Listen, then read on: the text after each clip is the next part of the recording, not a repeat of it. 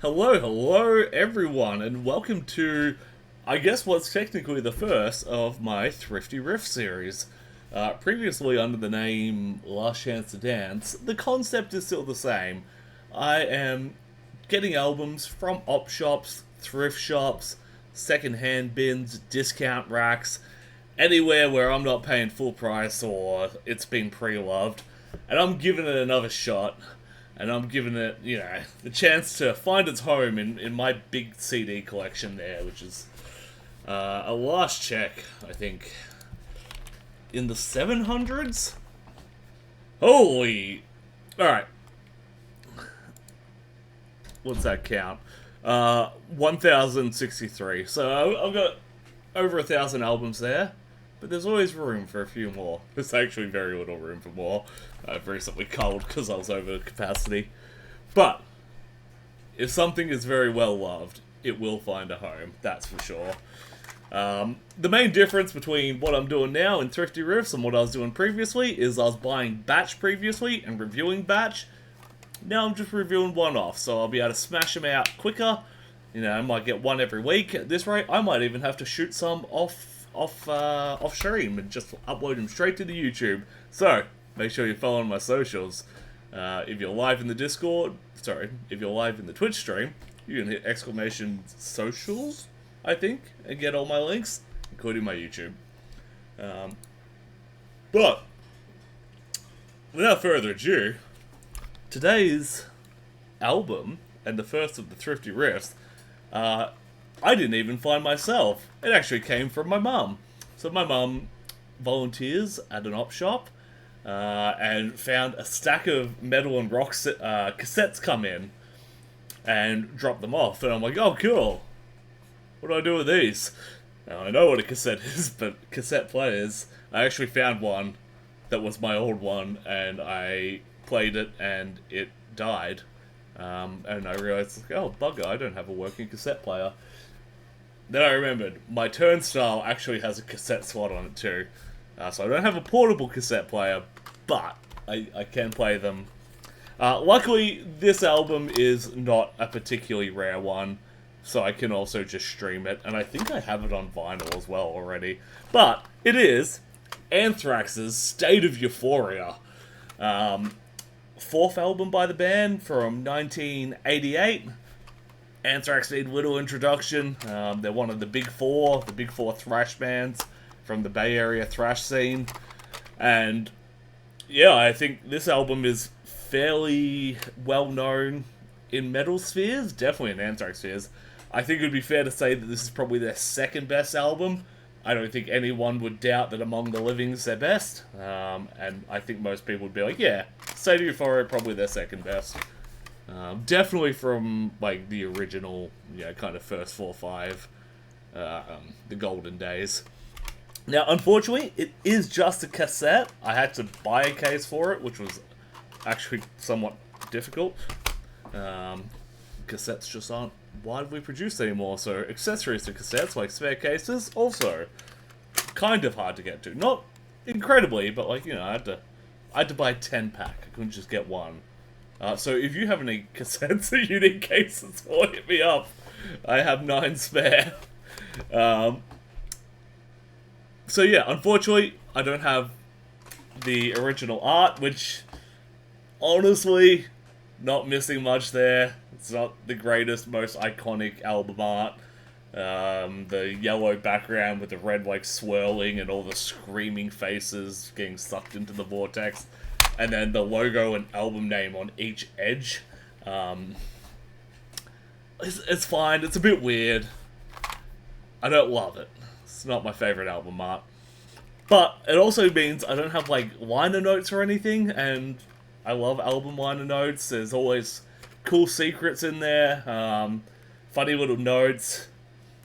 I like to read through the thank yous. I like to read through, like, if it's a solo artist like Alice Cooper who did the session work on it, and you normally see some, like, people who go on to be really big names start off as session musicians for other big names. So yeah, sadly, I'm missing all of that. But I've got the cassette, and that's got the riffs on it, and that's what we're here for, because, hey, it's Thrifty Riffs, not Thrifty album liner notes. This album starts off with a really cool little string section that lasts, I want to say, all of like 10 seconds, the start of Be All End All, if that. But it's very dour. I actually quite like it because Anthrax are kind of known as the more fun, whimsical, wacky band in the Big Four. You know, they've got that kind of like punk sensibility, and they did a lot with the hip-hop scene as well. People don't take them as seriously as all the other three. But lyrically, and especially on this album, they're very grounded in reality in a very nihilistic way.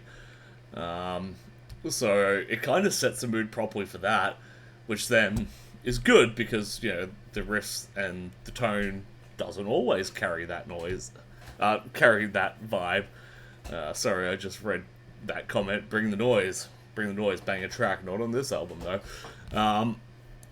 So yeah, as fun as the songs are in your ears, when you read the lyrics or listen to the lyrics, you're like, oh yeah, it is a bit of a rough world, a bit of a dog-eat-dog world. I feel that's what they really drive home. It's a real nasty dog-eat-dog world out there, and it's not in a way that they kind of offer a solution or anything. It's just like a kind of a spotlight on it.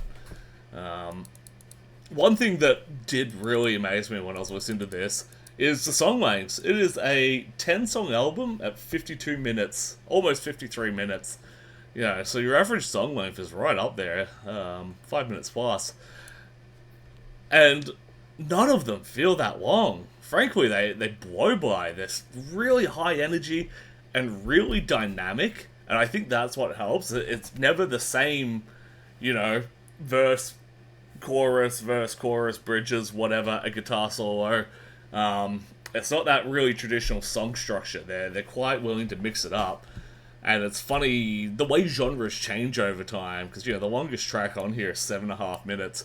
You drop a 7.5 minute song that, you know, changes key and pace halfway through, everyone would tar that with the brush of prog.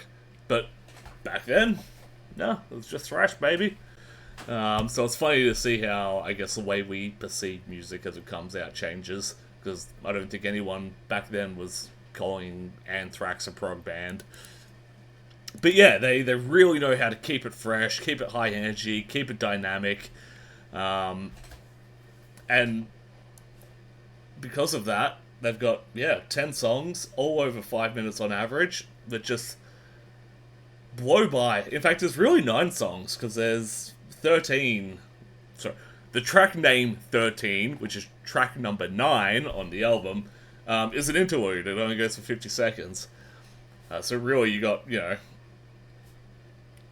got 52 minutes over 9 songs. You do the math. I will say, though, that while the songs all individually feel short, the album still feels long, but in a way that kind of sneaks up on you, where at no point do I feel like it's dragging on, but by the time I get to the end, I feel like I'm tiring of it, that, you know, it's dragging out. My interest is waning, I guess is the best way to put it. And at no point do I be like, oh man, I'm bored, turn it off. I'm just like, whew, crikey, they're still going, and this is great, I'm still into it, but whew, they're still going. So yeah, it's a real sleeper, sleeper long album, a sleeper build prog band. That's what Anthrax are. But still, they've got that certain bounce, that certain punk sensibility that really makes them stand out. Even from their peers in the Big Four, I would say they're the most unique. Looking into the tracks, this is a really solid album. I would say, excluding the interlude track, we won't count that. So of the 9 actual songs, I'd say 8 of these are banger. I don't particularly care for Finale, funnily enough, the final song on the album. It's not bad. I think it's just the weakest on the album. And when you put that at the end, you're just like, yeah, you know, why even just turn it off at Misery Loves Company. There is also a cover on here, which I feel now, and anyone who's probably tuning into this, they'll be like, oh, yeah, Antisocial's a cover. For the longest time, in a kind of pre-internet or pre-widespread internet age, I didn't know that. I thought Antisocial was an original for the longest time. And I think it's one that they've really made into their own song as well. So, yeah, if you ever hear someone be like, do you know it's a cover? They don't even write their own songs. You can be like, oh, interesting. But hey, that's me. I don't always research bands when I listen to them. I didn't know Garage Incorporated was all covers until someone told me. I heard the Misfits version, Green Hell, and I'm like, this is the shittest Metallica cover ever. So I'm glad I didn't do that to, who wrote the original? Trust. I've never actually heard the Trust version either. I might cue that up once we get into gaming at the end of this review. But I'm getting away from myself here. I think the reason it fits in so well with all their other songs is it's just infectiously catchy. Like I said before, sometimes they get really dark with it, but the riff, the beat, the bounce, it wants me to sing along. It wants me to bust a two-step, especially Schism. Track number 7, that deep in the album. And you're just like busting out the schism, schism. And I think it is that that just kind of hooks you. You want to spit it out with them. And I'll tell you what, around this period, like State of Euphoria, Among the Living, Anthrax had just mastered the hooks. I think more than any other of like their contemporaries. Just there are multiple hooks in every song. Sometimes it's just a really good lyric, sometimes it's a really like good riff, but there's always something that just grabs you and keeps you focused on the song. And like I said, they change, they're very dynamic, they develop as the song goes along. So each song realistically has multiple, because the hook that kept you invested at the start of the song, they might not be running that part of the song, 2/3 of the way in. And I find that they do that really well with their guitar solos. Guitar solos I'm very hit and miss with. Sometimes I absolutely love them. This is like not even this album, not even this band, this is just metal in general. Sometimes they're really iconic, and they don't have to be the best to be iconic. I'm a big fan of Kirk Hammett. There we go. Got my Master of Puppets drink right here. And he's not technically the best, but the way he uses the wah to make the guitar kind of like almost sing-song in its tone is very iconic, and I would hate to see... Well, I mean, we've had Metallica without those solos, and everyone agreed that was a very bad album. Whereas Anthrax's solos, they're not particularly special, they don't sound great, they're not technically wonderful fucking... They're not, what's the word I'm trying to... They don't have great technical proficiency on display, but what they do... what they do very well is they change the song. A lot of the time, where they come out from the solo is not where they came in. They've either changed they've changed the key, they've changed the pacing. It's very transformative, and I think that is a real strength, and something that, now that I think about, or thinking about even just earlier today, I can't think of another band that does that. It's normally, the solo comes around full circle and you kind of get back into the song afterwards.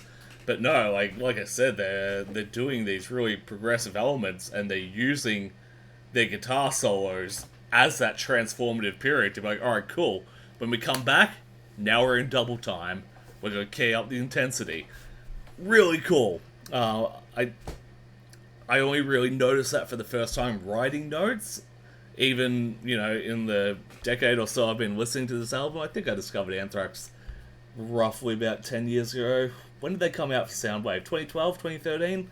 So I've been listening to it just over a decade, and I've never really thought about it like that. But now that I've heard it, I can't wait to see if I could pick that up somewhere else as well, or in their other albums. But yeah, really, really cool feature to have, and just a cool thing to do to cover up the fact that, your solos aren't the best. They're not the most technically proficient. They don't have a beautiful tone or, a must-listen feature. But doesn't mean you can't be interesting with them. It's just smart songwriting. So yeah, the album progresses really well. Like I said, they're all great songs. I think it kind of gets a little bit of a marks taken off it by the fact that the best song, which is now one of their staples, isn't their own song. It's a cover. But still, I wouldn't take Antisocial off the album, because then it wouldn't be in their discography. And obviously you need to have it in the discography. So, yeah, I think 8 really good tracks. And then it falls off on the last 2.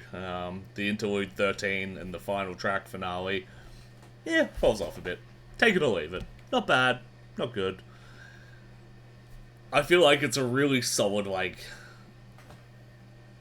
if I'm going through all the tracks, it's 8 out of 10, 8 out of 10, 8 out of 10, and then Antisocial's a 10 out of 10, and then 8, 8, 8, 8, and then at the end it's 7 and 7.